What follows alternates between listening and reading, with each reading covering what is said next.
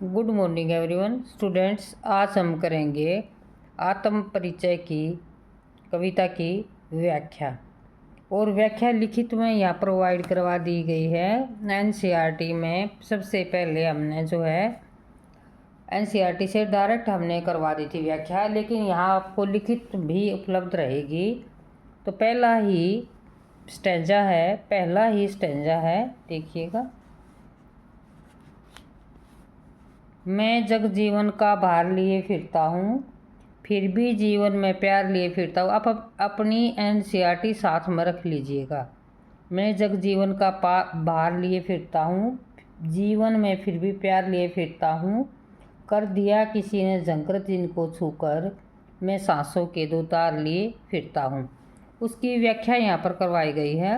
सबसे पहले प्रसंग लिखेंगे। प्रस्तुत काव्यांश हमारी हिंदी की पाठ्य पुस्तक आरोह भागदो से संकलित है और कवि श्री हरिवंश राय बच्चन जी द्वारा लिखित आत्म परिचय नामक कविता से लिया गया। ये हमने इसका प्रसंग दे दिया, उसके बाद हम करेंगे इसका सरलार्थ। तो यहाँ पर कवि कहते हैं कि मैं संसार में जीवन का भार अपने ऊपर लिए फिर रहा हूँ, फिर भी मेरा जीवन प्यार से भरा हुआ है। किसी ने मेरे हृदय की कोमल भावनाओं को स्पर्श करके इसे झंकृत कर दिया है। इस तरह मैं अपनी सांसों के दो तार लिए संसार में फिरता हूँ। और उसके बाद करेंगे काव्य सौंदर्य। काव्य सौंदर्य में हमने भाषा, वो कौन सा अलंकार है, कौन सी शैली है, वो सब बताना होता है। तो काव्य सौंदर्य में यहाँ खड़ी बोली का सुंदर प्रयोग है, अलंकारों का प्रयोग हुआ है, गेय मुक्तक शैली है, भाषा सहज और सरल है। दूसरा पैराग्राफ देखिए। मैं स्नेह सुरा का पान किया करता हूँ, मैं स्नेह सुरा का पान किया करता हूँ, मैं स्नेह सुरा का पान किया करता हूँ, फिर भी जग में कभी न जग का ध्यान किया करता हूँ। जग पूछ रहा उनको जो जग की गाते, मैं अपने मन का गान किया करता, अपने ही मन की गाता हूँ मैं। तो कवि यहाँ पर कहते हैं कि मेरा मन प्रेम की मदिरा पीकर मस्त है। कवि के हृदय में प्रेम की भावना है और कवि कहता है कि ये दुनिया वाले मेरे बारे में चाहे कुछ भी कहें, मैं प्रेम का प्याला पीकर अपने जीवन में मगन रहना चाहता हूँ तथा प्रेम की मस्ती में झूमता हूँ। और लोग सामाजिक सरोकार वाले कवियों को पसंद करते हैं, जो समाज के बारे में लिखते हैं, उनके बारे में बात करते हैं। लेकिन मैं अपनी ही मस्ती में अपनी ही कविताओं का विषय मैं खुद ही हूँ और खुद ही अपने ही गीतों में मैं मस्त रहना चाहता हूँ। दो पैराग्राफ जो है इसके हो गए हैं। तीसरा देखिएगा।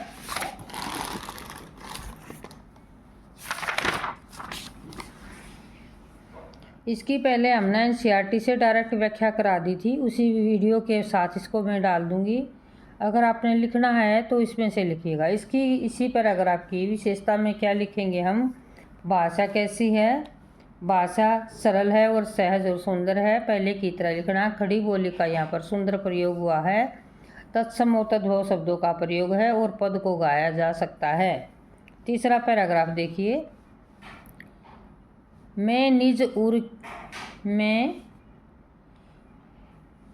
उर के उद्गार लिए फिरता हूँ, मैं निज उर के उपहार लिए फिरता हूँ। है यह अपूर्ण संसार मुझको भाता, मैं सपनों का संसार लिए फिरता हूँ।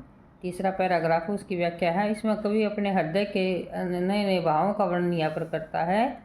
अपने ही द्वारा दिए गए उपहारों को लिए घूम रहा है और कहता है कि मुझे ये संसार अधूरा लगता, आधा लगता है, इसमें प्रेम की कमी है। मेरे मन में प्रेम में सुंदर सपनों का संसार है और उसी को लेकर मैं आगे बढ़ता रहता हूँ। ये किसी गाइड से या कहीं से नहीं उठाया गया, सीधा ही करवा दिया गया, सीधा ही सरल शब्दों में लिखा गया है। और फिर ये सबसे सरल है, सरल भाषा में है। आप अगर एक बार भी इसको पढ़ लोगे तो बहुत तुरंत याद हो जाएगा। काव्य सौंदर्य में अलंकारों का प्रयोग है, भाषा सहज और सरल है, खड़ी बोली का सुंदर प्रयोग है और गेय मुक्तक शैली यहाँ पर इसके अंदर अपनाई गई है। आगे देखिएगा। चौथा पैराग्राफ क्या है। मैं जला हृदय में अग्नि दहा करता हूँ, सुख दुख दोनों में मगन रहा करता हूँ। जग भव सागर तरने को नाव बनाए, मैं भव मौजों में मस्त बहा करता हूँ। चौथा पैराग्राफ है, उसकी व्याख्या देखिएगा। यहाँ पर सबसे पहले जो प्रसंग है वो तो पहले ही पैराग्राफ में दे दिया है, कविता का नाम, कवि का नाम, और उसमें कवि क्या बताना चाहता है वो प्रसंग सबका सेम रहेगा। उसके बाद व्याख्या सबकी अलग और विशेष भी सबका अलग रहेगा। विशेष या इसको काव्य सौंदर्य भी हम कह सकते हैं। कवि कहता है कि मेरे हृदय में प्रेम रूपी अग्नि जलती रहती है और मैं उसी की आँच में स्वयं को तपा लेता हूँ, तपता हूँ। कवि कहता है कि मैं प्रेम की दीवानगी में मस्त होकर जीवन के सुख और दुख दोनों दशाओं में मस्त रहता हूँ और यह संसार विपदाओं का सागर है। मैं इस प्रेम रूपी नाव को पार लगाना चाहता हूँ, इसलिए मैं भव सागर की लहरों में प्रेम की उमंग और मस्ती के साथ बहा करता हूँ। और काव्य सौंदर्य फिर ऐसे ही दे दिया, खड़ी बोली का सुंदर प्रयोग, तत्सव तत्व शब्दों का प्रयोग, ये मुक्तक शैली है, भाषा सहज और सरल है।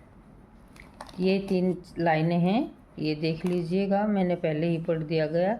इसके अंदर खड़ी बोली का प्रयोग, तत्सव शब्दों का प्रयोग, ये मुक्तक शैली, भाषा सहज और सरल। आगे देखिए 5वां पैराग्राफ, थोड़ा सा स्पीड से करवा जा रहा है क्योंकि इसको पहले एनसीईआरटी में डायरेक्ट व्याख्या आपकी हो चुकी है, जिसकी वीडियो इसी लिंक पर है, एग्ज़ाम नोट्स के अंदर ही इसकी वीडियो है, उसको देख लीजिएगा।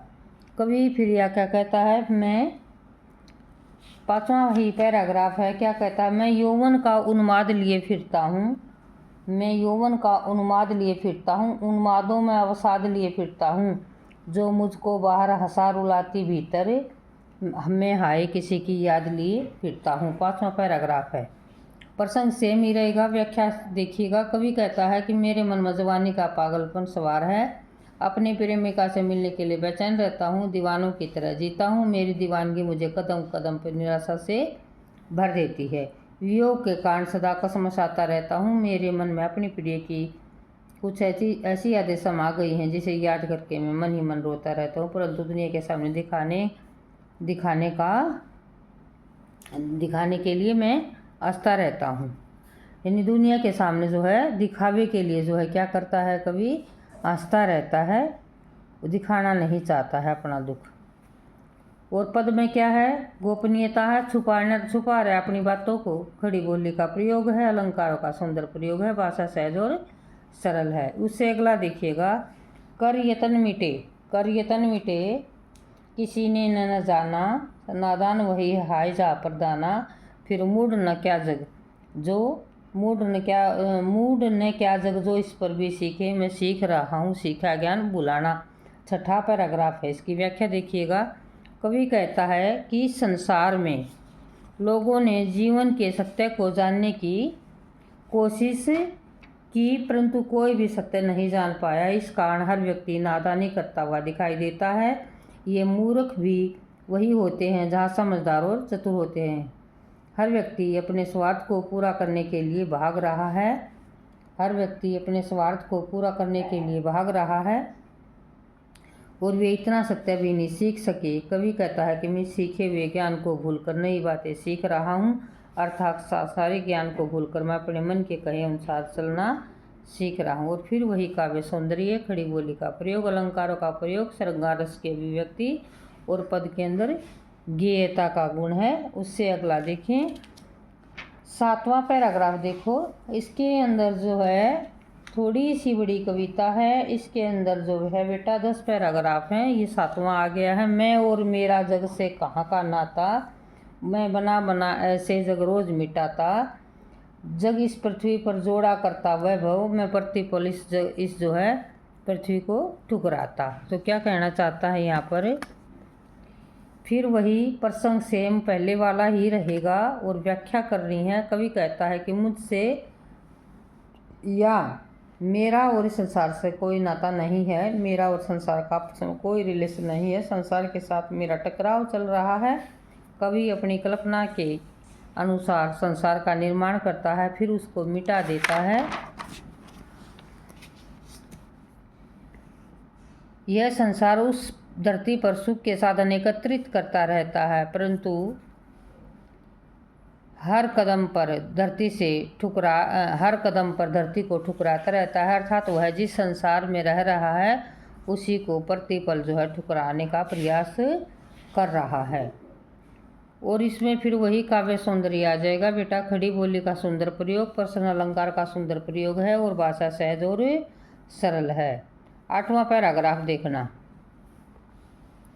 8वें पैराग्राफ में क्या कहने का प्रयास ये कर रहा है।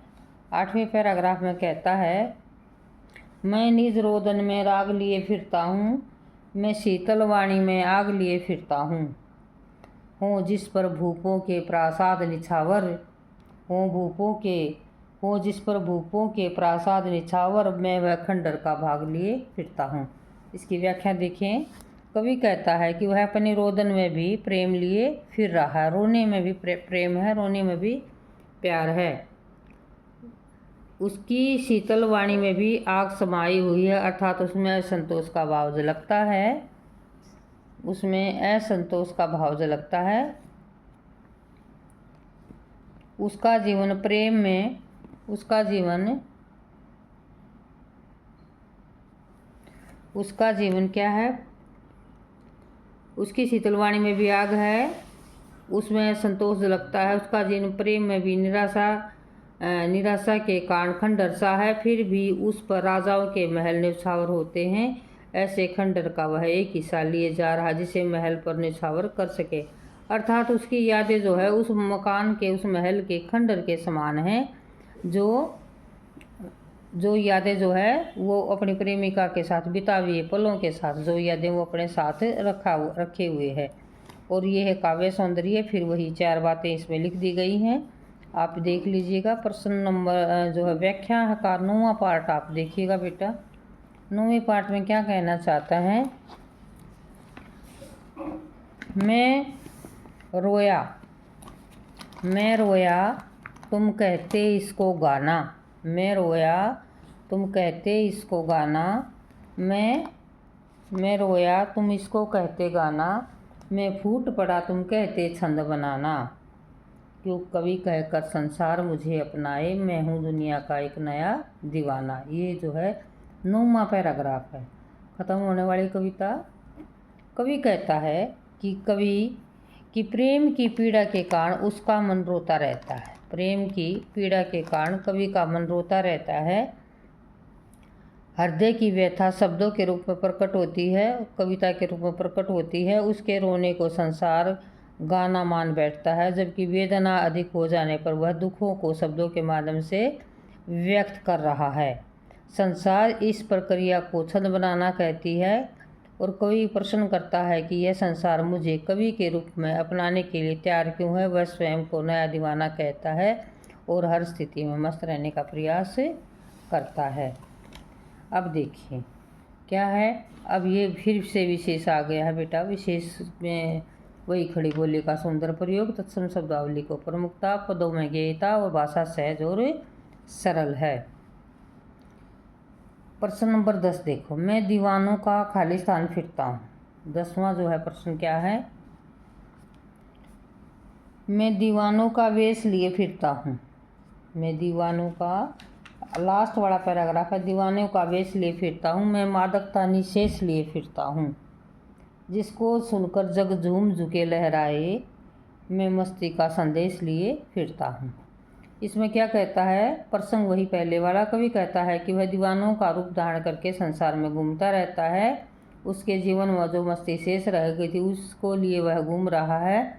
इस मस्ती को सुनकर सारा संसार झूम उठता है। कवि के गीतों की मस्ती सुनकर लोग प्रेम में झुक जाते हैं तथा आनंद से झूमने लगते हैं। मस्ती के संदेश को लेकर कवि संसार में घूमता है, जिसे लोग गीत समझने की भूल कर बैठते हैं। और फिर जो है वही विशेष यहाँ पर आ गया है। खड़ी बोली का सुंदर प्रयोग, अलंकारों का सुंदर प्रयोग, पद में गेयता, श्रृंगार रस की अभिव्यक्ति, इसी के साथ कविता होती है समाप्त।